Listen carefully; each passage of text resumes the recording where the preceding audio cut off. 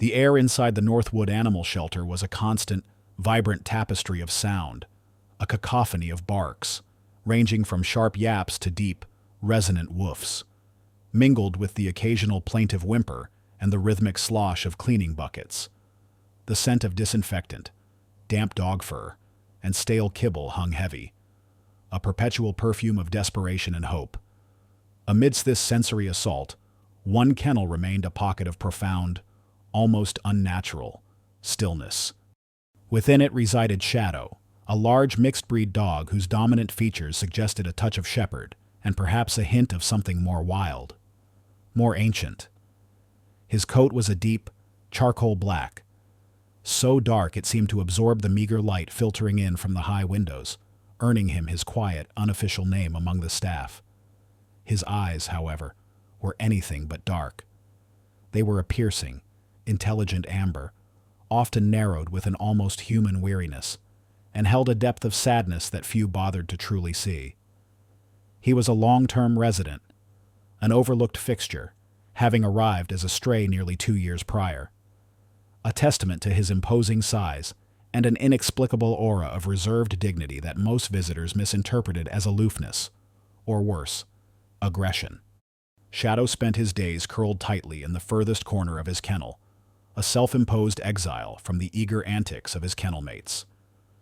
He watched the parade of potential adopters through the wire mesh families with excited children, couples hand in hand, single individuals seeking companionship. Their faces, initially alight with the promise of a new pet, would inevitably fall when they reached his section. His stillness, his quiet intensity, his refusal to bark or jump or wag his tail with the frantic enthusiasm of the smaller, cuter dogs, was a deterrent. They wanted exuberance, not quiet introspection. They sought a playful companion, not a silent sentinel. The constant passing by, the quick glance and quicker dismissal, carved deeper lines of resignation into his very being. He was just Shadow, a shadow of what a family wanted. His meals, served by hurried, well-meaning volunteers, were eaten with a quiet efficiency, never quite satiated but always grateful. He watched the younger, more boisterous dogs vie for attention, their desperate barks echoing off the concrete walls. He felt the vibrations of their frenetic energy, but remained an island of calm in a sea of canine clamor. His silence was not born of apathy, but of a wisdom that understood the futility of loud pleas when no one was truly listening. One Tuesday morning, the usual morning chaos escalated. A tiny, trembling Chihuahua puppy, no bigger than a teacup, was introduced into the row of kennels, placed directly beside Shadow's. The puppy, clearly overwhelmed, cowered at the back of its small enclosure.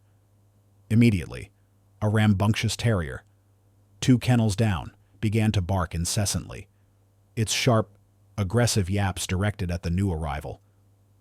The terrier, known for its bullying tendencies, started throwing itself against the kennel bars, its teeth bared, clearly intending to terrify the diminutive newcomer.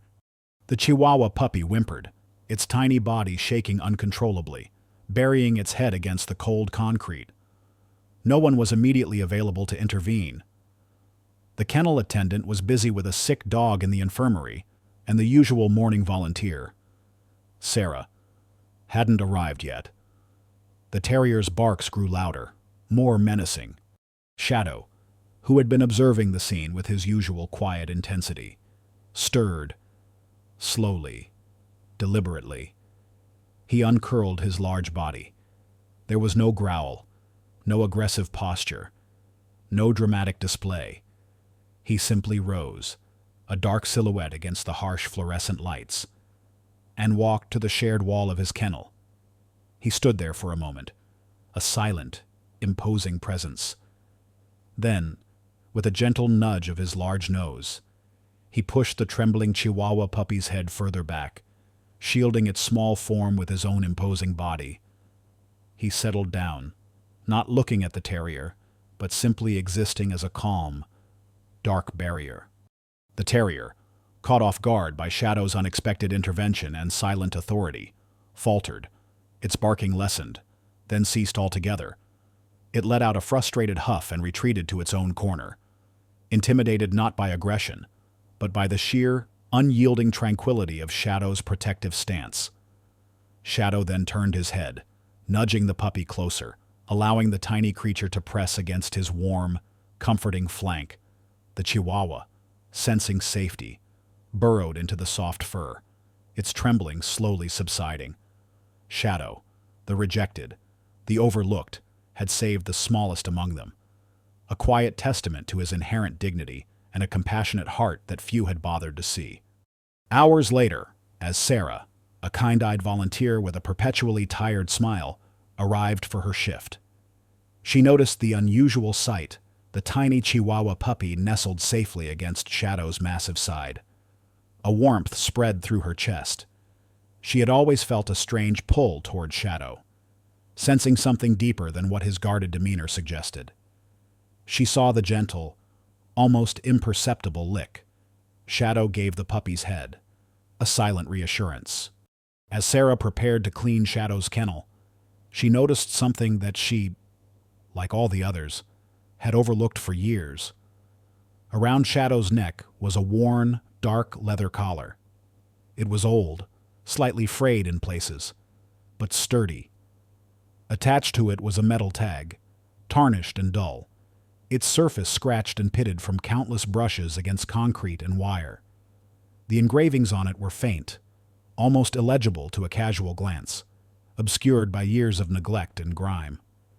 They didn't look like typical ID information: no phone number, no address, no simple name like Rex or Buddy. Instead, they were intricate patterns, swirling lines, and angular symbols that hinted at something more complex, something ancient. Sarah's fingers, as she briefly straightened the collar, brushed against the cool metal, but she thought little of it, dismissing it as a decorative, perhaps cheap, ornament from a past life.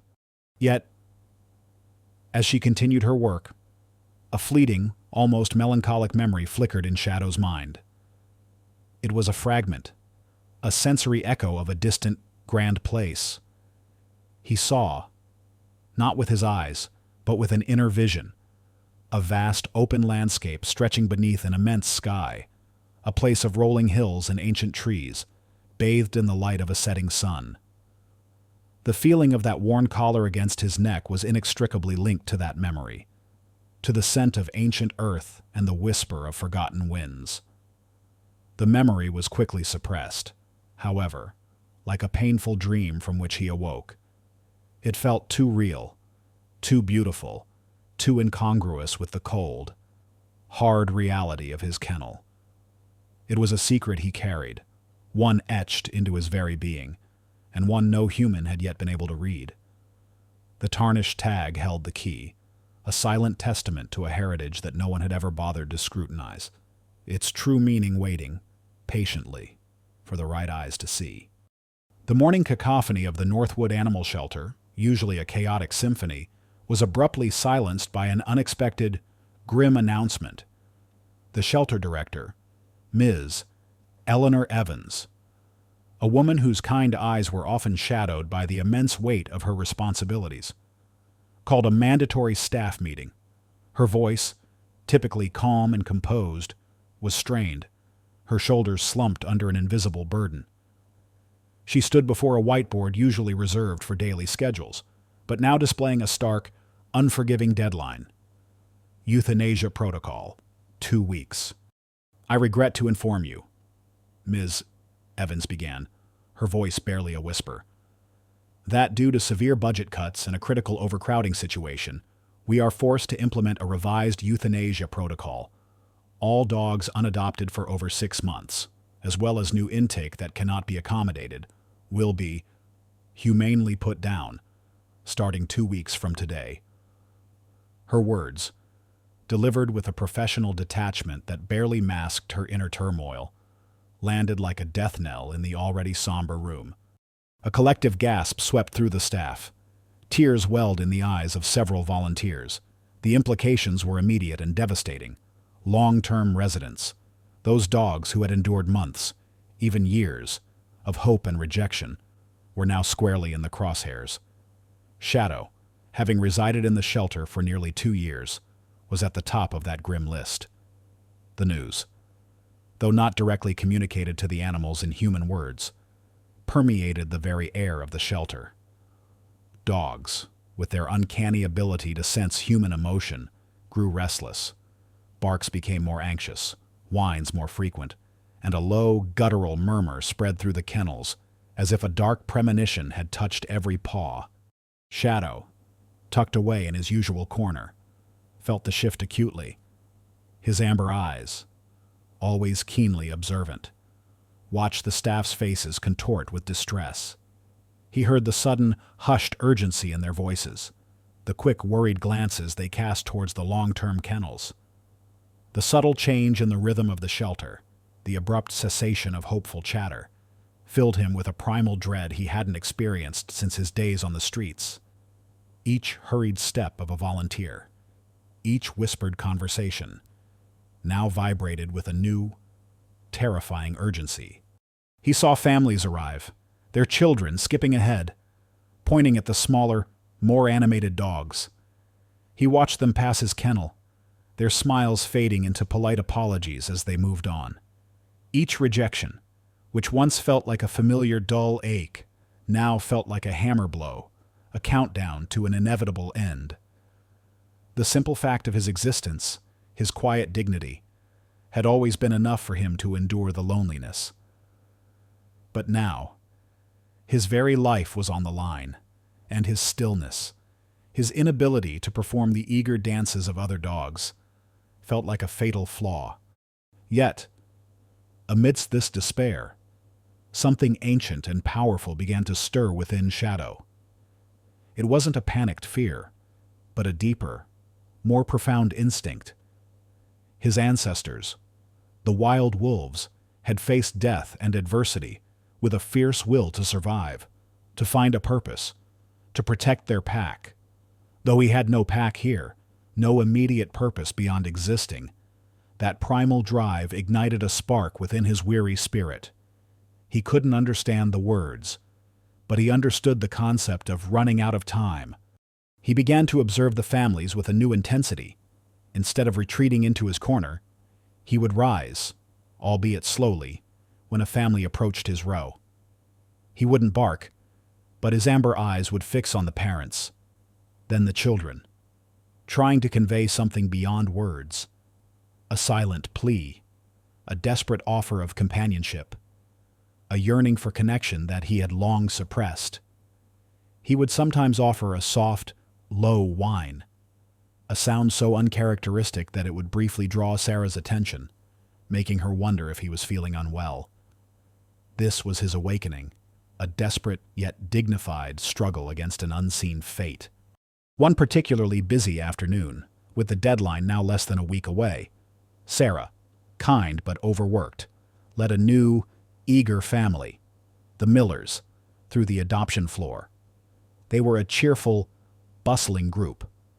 A father with a booming laugh, a mother with a warm smile, and 2 children, a boisterous boy and a timid girl, no older than 7.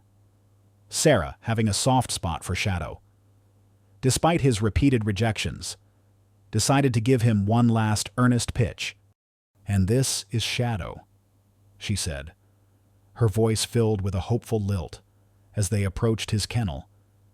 "He's a wonderful, quiet dog, very gentle, and he's been with us for a while. He just needs the right family to see past his shyness." Shadow, sensing their presence, rose from his corner. He looked at the family, his amber eyes intense. The boisterous boy pointed. "Wow, he's big." The mother offered a nervous smile, but the timid girl, clutching her mother's hand, took one look at Shadow's size and his piercing, unblinking gaze, and visibly recoiled. A small whimper escaped her lips as she buried her face into her mother's side. The parents, seeing their child's fear, exchanged a regretful glance. "He's a beautiful dog, Sarah," the father said, his voice softening with apology. but our daughter is a bit sensitive to larger breeds. We're looking for something a little smaller, perhaps." Sarah's heart sank. She offered a tired, sympathetic smile. "Of course. No problem at all." She knew this rejection was different. The deadline was too close. This was likely Shadow's last chance. As the Millers turned to leave, dejected, their retreating footsteps echoing the finality of their decision, the main doors of the shelter swung open. An older gentleman entered, momentarily silhouetted against the bright afternoon light. This was Mr. Arthur Thompson, a quiet, observant man in his late 60s. He had a scholarly air about him, dressed in a tweed jacket with leather elbow patches, and carried a worn leather satchel that hinted at a life spent among books. His eyes, keen and kind, scanned the bustling shelter with an almost scholarly detachment, drawn here by a vague, lingering sense of loneliness and a nascent desire for companionship. He moved slowly, deliberately, a solitary figure amidst the hurried chaos.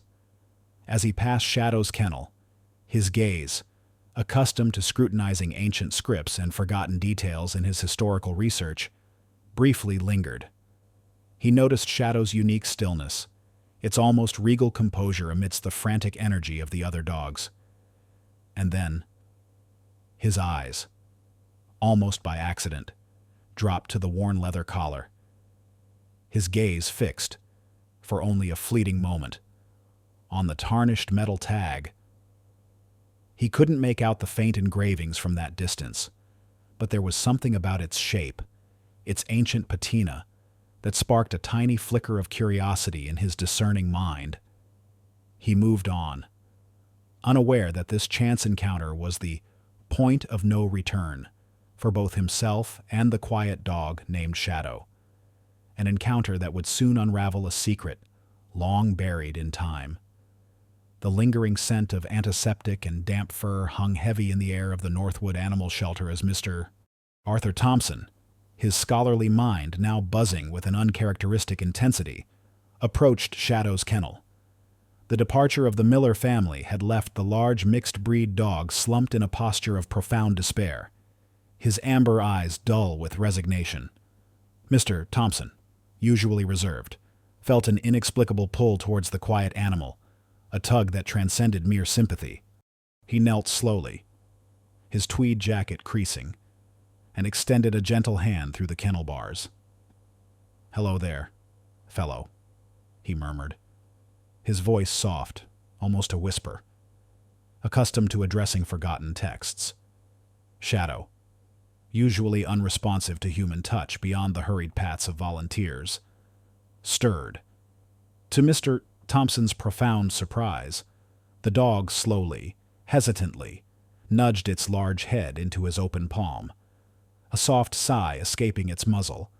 It was a gesture of trust, fragile and unexpected. As Mr. Thompson's hand rested on Shadow's neck, his fingers, calloused from years of turning brittle pages, brushed against the worn leather collar. His touch lingered on the tarnished metal tag. His gaze, accustomed to deciphering faded ink and ancient scripts, sharpened.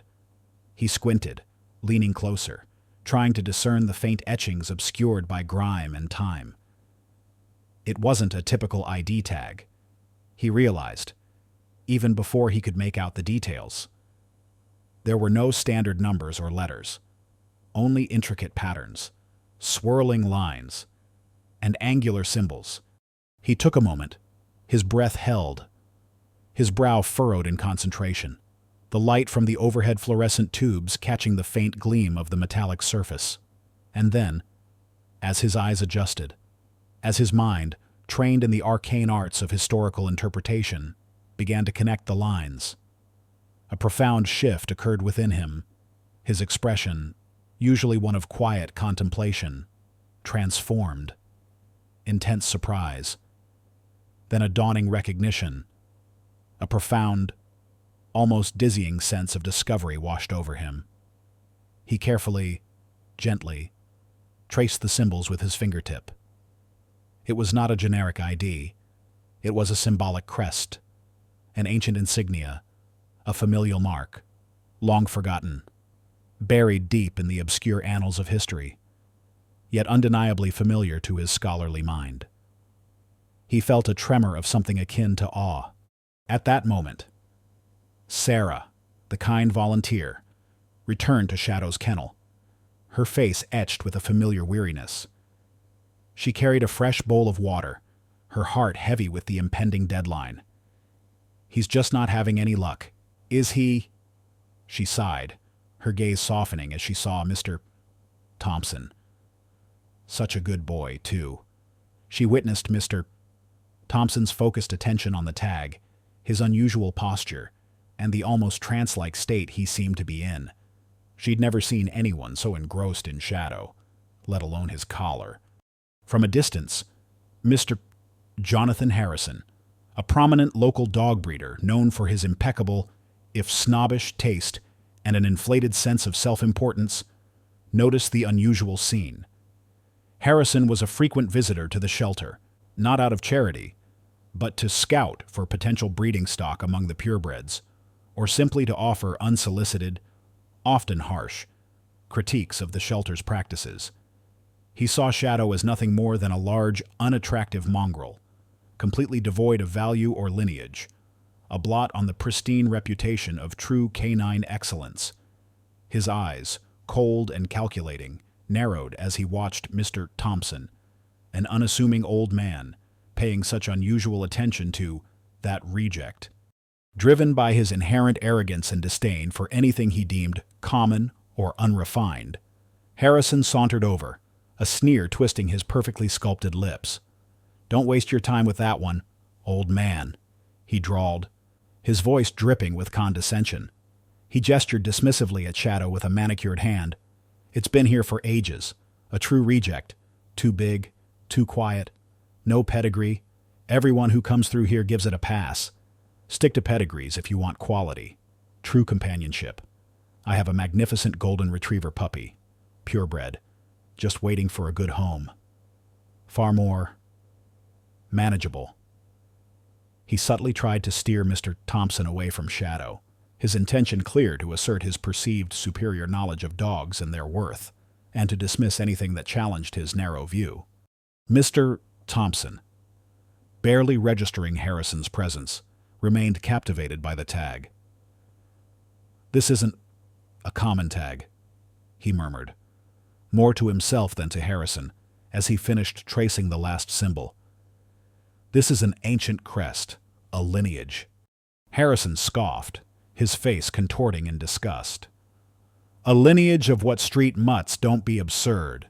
It's probably just some cheap, mass-produced trinket, old tarnished junk. People throw away all sorts of rubbish." He dismissed Mr. Thompson's lingering interest, considering it the ramblings of an eccentric old man captivated by a valueless bauble, perhaps a cheap souvenir from some bygone era. His actions were driven by a deep-seated prejudice against anything outside his rigid definitions of canine worth, and the very idea of a worthless dog holding some ancient secret subtly challenged his carefully constructed world. But as Harrison turned to leave, a thought, insidious and cold, began to take root in his mind. The old man's intensity, the strange symbols. It was odd. Could there be something there? Something he, Jonathan Harrison, the esteemed breeder, had overlooked normally impossible. Yet, the question lingered, a tiny, unsettling prickle of doubt. He would investigate, discreetly, if there was any value, any real value, to this reject. He would ensure it found its way into his hands, not into the pockets of some deluded old man. He left the kennel, his casual dismissal a thinly veiled cover for the burgeoning greed and suspicion that had just been planted in his heart. Mr. Thompson, oblivious to Harrison's machinations, gently stroked Shadow's head, his mind reeling. "A Canis Custos," he whispered, "a name from legend, a forgotten lineage." The tag had revealed its secret, and with it, a connection to a past and a responsibility he never knew he had. Sarah, watching Mr. Thompson's profound reaction, felt a tremor of anticipation. Something extraordinary had just happened. Something that might just be Shadow's salvation. The revelation of the tarnished tag, now polished to reveal the ancient crest, had sent Mr. Arthur Thompson's scholarly mind into a dizzying whirl. He had left the Northwood Animal Shelter with Shadow, not as an adopted pet, but under a discreet temporary foster agreement facilitated by a sympathetic Sarah. His quiet, modest home, nestled on a tree-lined street, usually a haven of solitude filled with dusty old maps, forgotten historical texts, and antique artifacts, now transformed into an unexpected arena, a crucible of discovery and a sanctuary for a legend. Shadow, surprisingly calm, adapted quickly to the quiet rhythm of Mr. Thompson's house. He settled into a worn rug by the fireplace, his amber eyes watching Mr. Thompson with an almost knowing gaze as the old man began his relentless research. The arena was not a physical contest, but a race against time, a battle against ignorance, and a desperate quest for truth that unfolded amid stacks of brittle parchment and the faint scent of aged paper. Mr. Thompson plunged into his vast personal library, a labyrinth of knowledge accumulated over a lifetime. He cross-referenced, translated, and deciphered, fueled by endless cups of tea and a burning sense of urgency. The symbols on Shadow's collar tag, he confirmed with a growing sense of awe, were indeed the crest of the Canis Custos, a lineage whispered about in only the most obscure historical texts, a line of guardian dogs, bred for centuries, not for show, but for an unparalleled intelligence and an unwavering loyalty to a specific, invaluable family heirloom. His breath caught in his throat as he pieced together the puzzle. The Canis Custos were protectors of the lost legacy of the House of Thorn, a name that strangely resonated with a forgotten branch of his own distant ancestry. This legacy, once thought to be a myth, was a priceless set of historical documents, ancient maps charting forgotten trade routes, philosophical treatises that challenged accepted wisdom, and intricate blueprints of revolutionary, lost technologies. This heirloom, he discovered, was subtly integrated into the design of a hidden compartment within Shadow's very collar, designed to be imperceptible to anyone who didn't possess the knowledge of the crest. The historical irony struck him with a profound melancholy. His own family, in the broader sense of human society, had repeatedly rejected this extraordinary dog for nearly 2 years because they failed to read its true heritage, encoded in a tarnished tag that no one bothered to decipher. Shadow was not merely a dog, he was a living relic, the last guardian of a forgotten legacy, belonging to Mr. Thompson's own direct ancestral line. The ultimate test wasn't just to prove Shadow's lineage and secure his adoption, it was to protect him from those who, once the truth was out, might seek to exploit or steal the ancient heirloom that Shadow unknowingly guarded. Mr. Thompson faced this overwhelming discovery largely alone. He spent sleepless nights hunched over his desk, poring over cryptic Latin texts and fragile genealogical charts. The sheer disbelief of it all was a heavy burden. How could such a profound history, such an incredible responsibility, be thrust upon him, an unassuming retired historian, through a seemingly rejected dog? He wrestled with the immense weight of uncovering a forgotten part of his own ancestry, a lineage intertwined with this noble canine line. He feared being dismissed as a delusional old man if he spoke openly about talking dogs or ancient canine guardians, knowing that his reputation, let alone Shadow's, could be destroyed by ridicule. The academic world, with its rigid adherence to tangible proof, would scoff at such a fantastical claim. He understood the profound implications of Shadow's existence and the immediate danger it might attract from those who sought power or profit. The shelter's 2-week euthanasia deadline for Shadow, temporarily extended through his foster agreement, loomed like a dark cloud. Each passing day was a ticking clock, a stark reminder that he needed irrefutable proof of Shadow's unique status to secure a permanent adoption and prevent the dog from being returned to the shelter and, inevitably, euthanized. He felt the pressure of time, a constant thrum beneath his skin. Unbeknownst to Mr. Thompson, Mr. Jonathan Harrison, the arrogant dog breeder, was already at work, fueled by gossip from his contacts at the shelter, who had noted Mr. Thompson's unusual interest in that mongrel and his own festering suspicion. Harrison began to actively spread malicious rumors throughout the local community. He insinuated that Mr. Thompson, the eccentric old man who lived among dusty books, was mentally unstable, obsessed with a common mutt, or even involved in something illicit to explain his sudden fascination with Shadow. He subtly tried to discredit Mr. Thompson, believing that if the old man's reputation crumbled, the shelter would deny the adoption, and he, Harrison, could then reclaim Shadow, perhaps under the guise of research into unusual animal behavior. Harrison, having heard whispers of Shadow's unusual qualities from his less ethical contacts in the dog world, secretly began to consider seizing Shadow for nefarious purposes. He envisioned a highly lucrative, illegal breeding program, or perhaps even genetic manipulation, if Shadow truly possessed some hidden traits. The idea of owning such a unique, potentially valuable animal, especially one that could validate his own perceived superiority in breeding, consumed him. He contacted his illicit connections, hinting at a rare specimen he might soon acquire, ensuring that if his rumors failed to deter Mr. Thompson, he had a backup plan for outright theft. The ticking clock wasn't just about adoption anymore. It was about protecting Shadow from a growing, unseen threat. Shadow, meanwhile, sensing the building tension, seemed to grow weaker. His movements became more sluggish.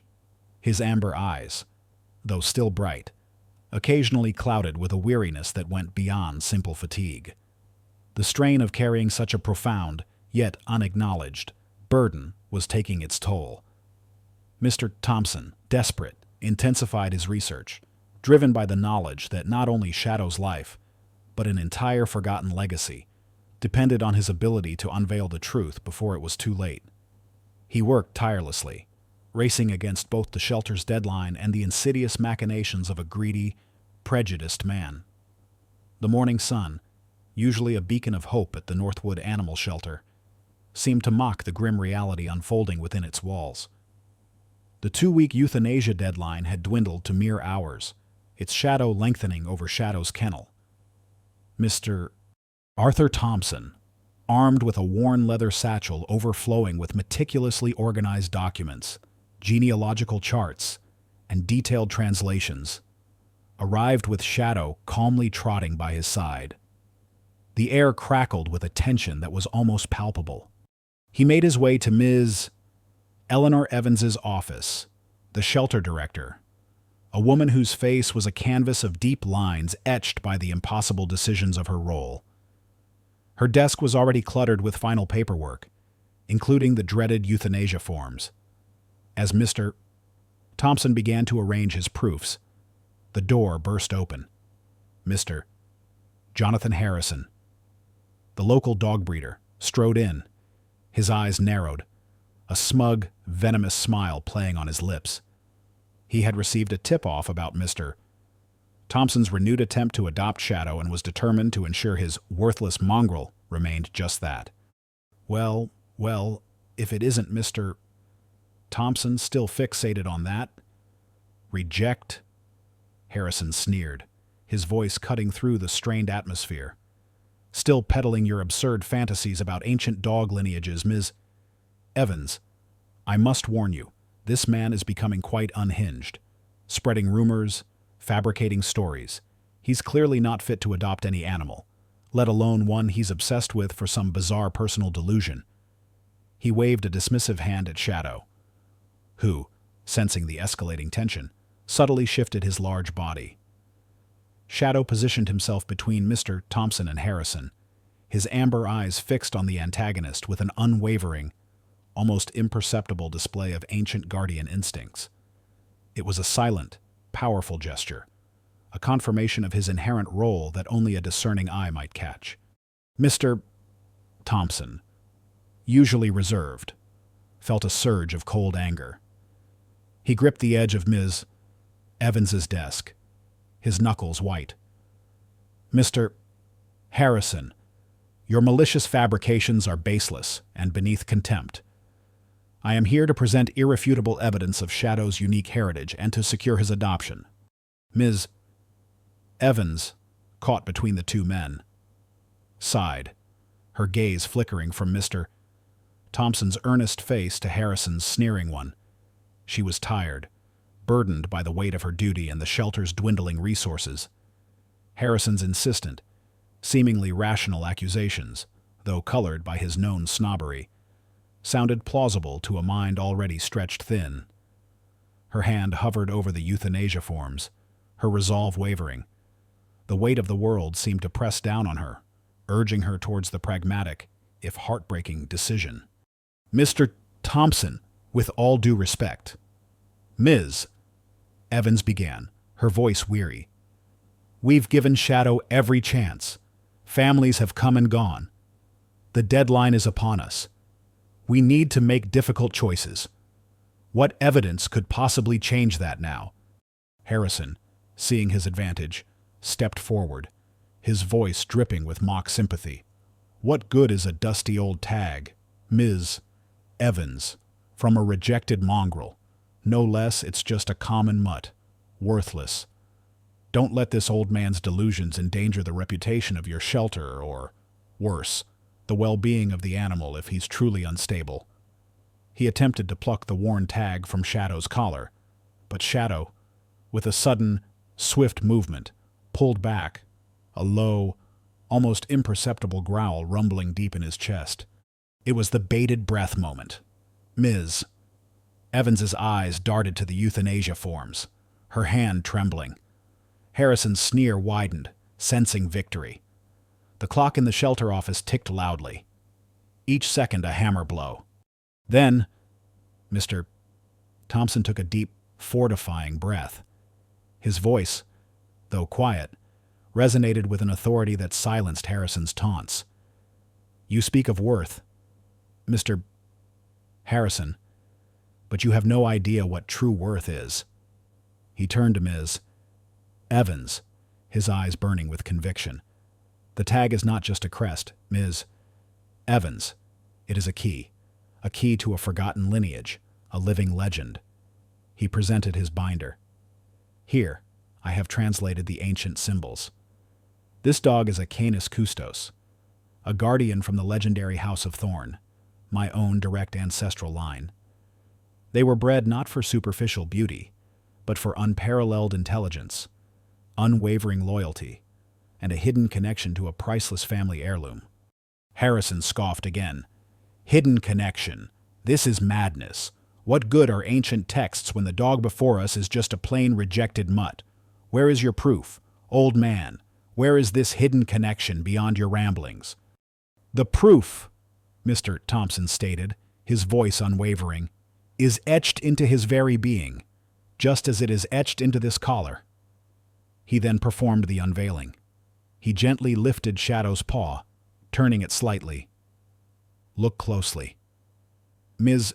Evans, here, on his paw pad, a specific, subtle pattern, a birthmark, almost invisible, but meticulously described in these ancient texts. He pointed to a faint, almost unnoticeable swirl on Shadow's underbelly, then to a corresponding diagram in his texts. These are the distinctive markings of a genuine Canis Custos, passed down through generations, marks that only a few scholars in the world would ever recognize. A hush fell over the room. Ms. Evans leaned closer, her eyes widening as she saw the faint, intricate patterns. Harrison's face, for the first time, showed a flicker of uncertainty. And finally, Mr. Thompson continued, his voice gaining a quiet power. The heirloom. With a precision born of hours of meticulous study, he reached for Shadow's collar. He didn't just touch the tag. His fingers slid to a specific point on the worn leather, pressing a hidden clasp that was imperceptible to the naked eye. With a soft click, a tiny, almost invisible compartment within the collar sprang open. From it, Mr. Thompson carefully, reverently, extracted a small, intricately carved, ancient family heirloom. It was a miniature, tarnished silver compass, bearing the exact same crest as the tag, a symbol of guidance and heritage, long believed lost by his family line. As he held it in his palm, the compass, tarnished and seemingly inert, shimmered faintly, then slowly, majestically. Its needle began to spin briefly before pointing resolutely north, seemingly of its own accord, an almost magical confirmation of its activation and its truth. The room erupted. Ms. Evans's face underwent a dramatic transformation. Her jaw dropped, her eyes wide with stunned shock, then a dawning, profound realization.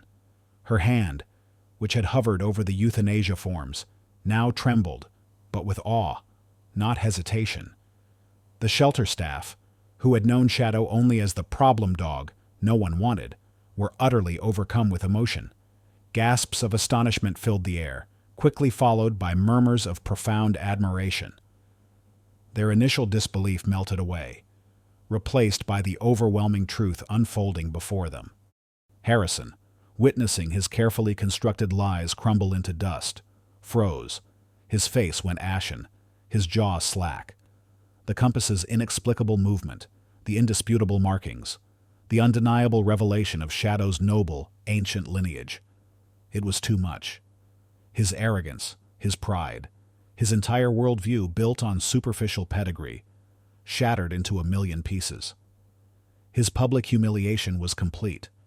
His reputation as a dog expert irrevocably ruined by the very reject he had so vehemently despised. The true reject of the story was revealed to be not Shadow, the noble guardian, but Harrison himself, a man blind to true worth. The sudden eruption of sound in Ms. Evans's office slowly subsided, leaving behind a profound silence that settled heavily upon the assembled onlookers. The shelter staff, their faces still contorted in various stages of awe and disbelief, exchanged wide-eyed glances.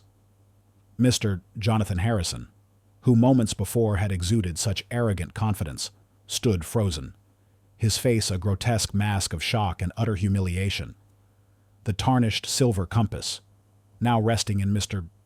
Arthur Thompson's open palm, continued its slow, deliberate spin before settling, its needle pointing unwavering to the north, a silent, irrefutable witness to the unveiled truth. Ms. Evans, the shelter director, was the first to break the silence. Her initial stunned shock melted into a wave of profound remorse. Her eyes, which had seen so much suffering and made so many impossible choices, now filled with tears, not of sorrow, but of an overwhelming realization of her own blindness. She looked at Shadow, then at Mr. Thompson, and finally at the compass, its ancient gleam reflecting in her eyes. "Mr. Thompson," she began, her voice trembling. I don't know what to say. For 2 years, we saw him as nothing more than a difficult case, a rejected dog. And all this time, he carried such a legacy. Her gaze hardened as she turned to Harrison. And Mr. Harrison, your despicable attempt to discredit Mr.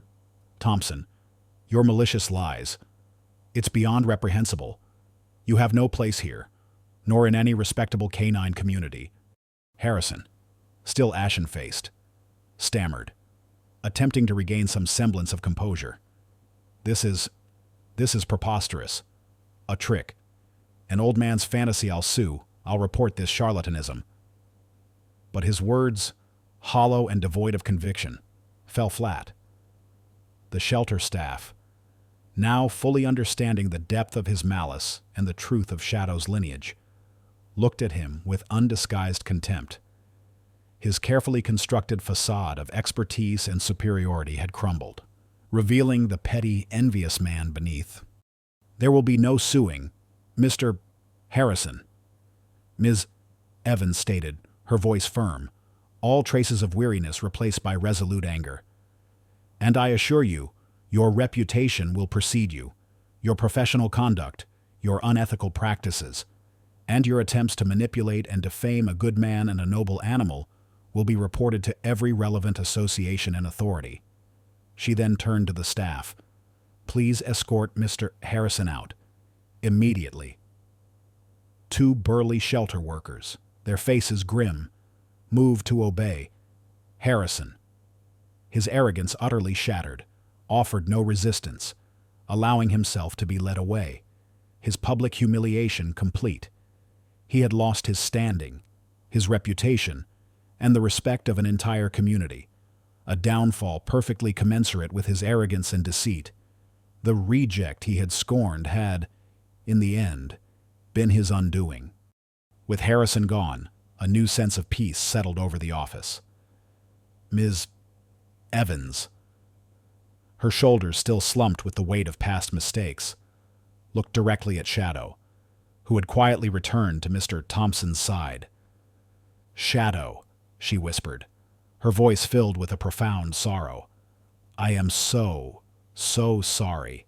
For every cold night, for every passing family, for every time we failed to see you, for every moment we allowed prejudice to blind us to your true worth. She then looked at Mr. Thompson, tears glistening in her eyes. Mr. Thompson, it would be the greatest honor for this shelter if you would officially adopt Shadow, not just as a foster, but as a permanent member of your family, where he truly belongs. Mr. Thompson, his heart swelling with emotion, knelt and gently placed his hand on Shadow's head. Shadow, in turn, leaned into his touch, his amber eyes soft, trusting. It would be my honor, Ms. Evans. Mr. Thompson replied, his voice thick with emotion. Shadow and I are already family. The news of Shadow's incredible story spread like wildfire. Local news outlets picked it up first, then national broadcasts, and finally, international media. The dog who carried a secret. The last guardian of Thorn. The Scholar and the Canine King headlines blared across newspapers and digital screens. The tale of Shadow, the rejected shelter dog with an ancient noble lineage, captured the hearts of millions. It became a global sensation, inspiring an unprecedented wave of adoptions for unpopular or long-term shelter animals. People, moved by Shadow's story, were encouraged to look beyond first impressions, to see the hidden depths and unique spirits of animals often overlooked. Shelters across the country reported record adoption rates, a testament to the profound shift in public perception. Mr. Thompson, now hailed as a wise and compassionate figure, suddenly found his quiet life transformed. He dedicated himself fully to researching forgotten animal lineages, delving deeper into the history of the Canis custos and other mythical animal companions. He became a prominent advocate for animal welfare, using his newfound platform to champion causes that resonated deeply with his discovery. He established a non-profit foundation, the Canis Custos Legacy, dedicated not just to finding homes for difficult-to-place animals, but to educating the public about unique canine histories, their specific behavioral needs, and the often unseen intelligence they possessed.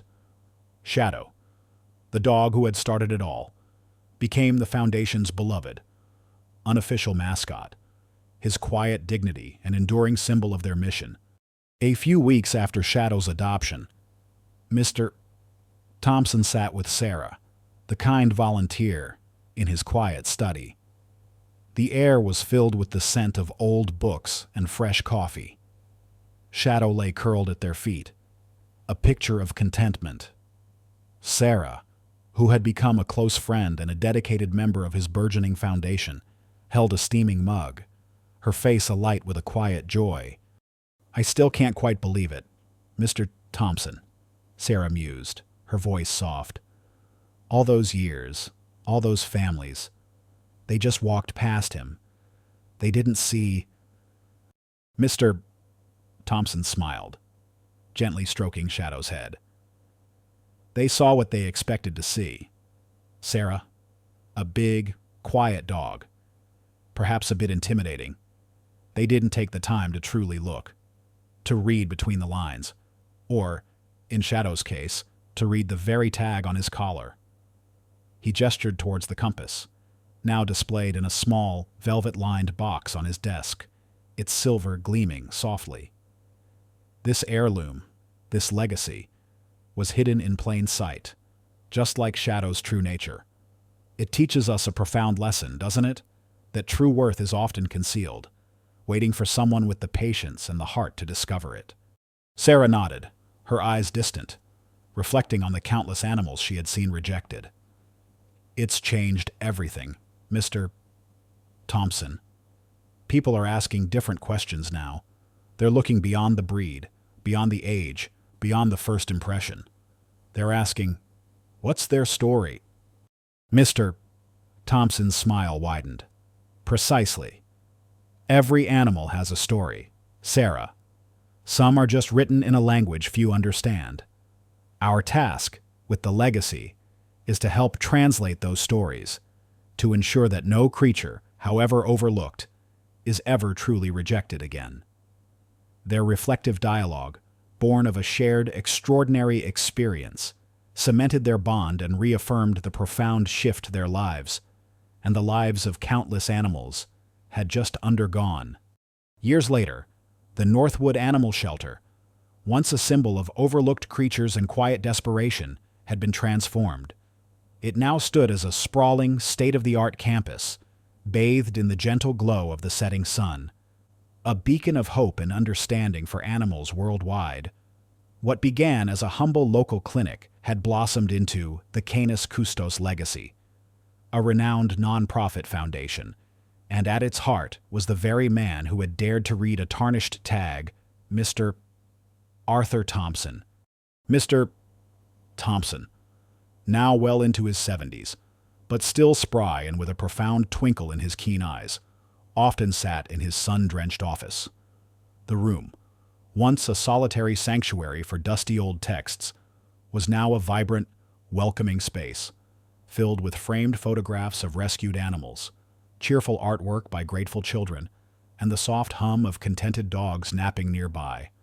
His hair, once a distinguished gray, was now almost entirely white, but his intellect remained as sharp as ever, and his heart, always kind, had expanded to encompass a world of overlooked creatures.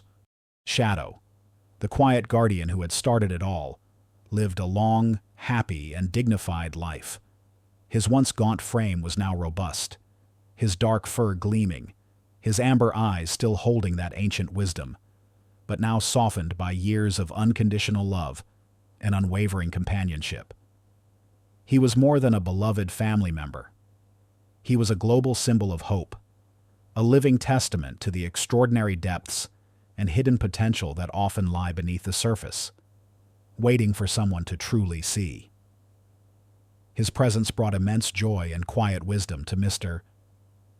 Thompson's life, a silent, unwavering anchor in the currents of their shared, incredible journey. He often spent his days curled contentedly at Mr. Thompson's feet, a venerable elder dog with a muzzle dusted with silver, the worn collar tag now a smooth, polished talisman, a silent acknowledgement of the extraordinary path they had carved together. The Canis Custos Legacy Foundation flourished under Mr. Thompson's guidance. It had revolutionized animal adoption, moving beyond superficial appearances to meticulously match unadoptable animals with owners who truly understood their unique needs. This often involved extensive research into their forgotten histories, specific behavioral traits, or even subtle genetic predispositions, ensuring a genuine connection. Sarah, the kind volunteer who had initially believed in Shadow, was now the Foundation's highly respected Director of Outreach and Education, her tired smile replaced by one of genuine fulfillment. She established groundbreaking programs that taught volunteers and prospective owners how to read between the lines when it came to animals, emphasizing patience, empathy, and the power of careful observation over snap judgments. The Foundation also generously funded advanced genetic research into ancient dog breeds, uncovering new insights into canine behavior, intelligence, and even their ancestral links to various cultures. They discovered remarkable traits in seemingly ordinary mixed breeds, unlocking potentials that breeders like Harrison could only dream of. The rejects of yesterday were now recognized as the unique treasures of today. One quiet evening, Mr. Thompson sat in his favorite armchair by a crackling fireplace in his study. The air was filled with the comforting scent of burning wood and old paper. Shadow, now very old but still vibrant, lay curled contentedly at his feet, his breathing slow and even. Mr. Thompson gently traced the worn, smooth surface of Shadow's collar tag. He no longer needed to read the inscription. Its meaning was etched into his soul.